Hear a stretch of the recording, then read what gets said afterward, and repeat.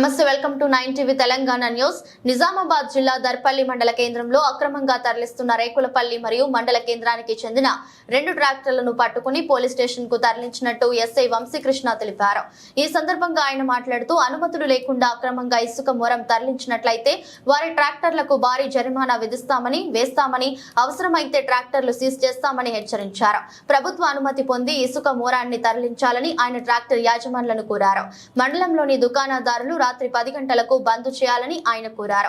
Medical hospital తప్ప అన్ని సముదాయ దుకాణాలను తప్పనిసరిగా ప్రభుత్వ ఆదేశాల మేరకు రాత్రి 10 గంటలలోపే మూసివేయాలని ఆయన తెలిపారు. గ్రామాలలో అక్కడక్కడ పేకాట ఆడుతున్నారని, పేకాట ఆడుతున్న వ్యక్తులను పట్టుకుని కోర్టుకు సరెండర్ చేయడం జరుగుతుందని ఆయన తెలిపారు. పేకాట ఆడుతున్న వారు ఎంతటి వారైనా సరే కఠిన చర్యలు ఉంటాయని ఆయన హెచ్చరించారు. డ్రగ్స్, గంజాయి లాంటి మత్తు పదార్థాలకు యువత దూరంగా ఉండాలని, లేదంటే తమ భవిష్యత్తు ఉనికి కోల్పోతారని, తమ బంగారు భవిష్యత్తును చేతుల నాశనం చేసుకోవద్దని తెలిపారు.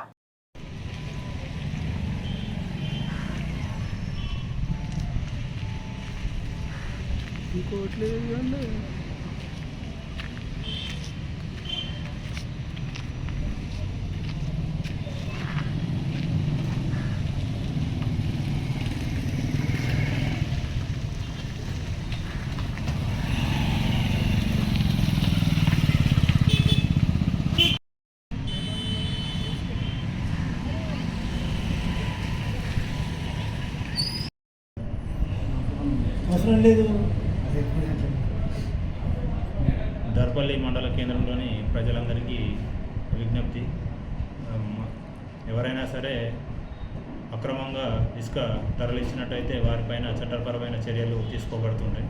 కాబట్టి ఎవరు కూడా చట్టపరంగా ఇసుక అనేది కన్సర్న్ డిపార్ట్మెంట్ వాళ్ళ ద్వారా పర్మిషన్ తీసుకొని మాత్రమే తీసుకోవాలని చెప్పేసి, ఎవరైనా సరే అక్రమంగా తరలించినట్టయితే వారిపైన చర్యలు తీసుకోబడతాయి.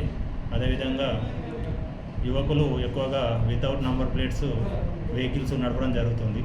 వాళ్ళకు కూడా ప్రతిరోజు స్పెషల్ డ్రైవ్ నిర్వహించడం జరుగుతుంది. ఒకవేళ ఎవరైనా నంబర్ ప్లేట్ లేకుండా వెహికల్ నడిపినట్టయితే వాహన చట్టం ప్రకారము ఆ వెహికల్స్కి సీజ్ చేసి కన్సర్న్ ఆర్టీఏ డిపార్ట్మెంట్ వాళ్ళకి రాయడం జరుగుతుంది. కాబట్టి అందరూ కూడా నెంబర్ ప్లేట్లు తగిలించుకొని అదేవిధంగా ట్రాఫిక్ రూల్స్ ఫాలో అవుతూ ఉండాలని చెప్పేసి ప్రజలందరినీ కోరుతున్నాము. ఏది బండ్లు ఎవరు ట్రాక్టర్లు ఎవరు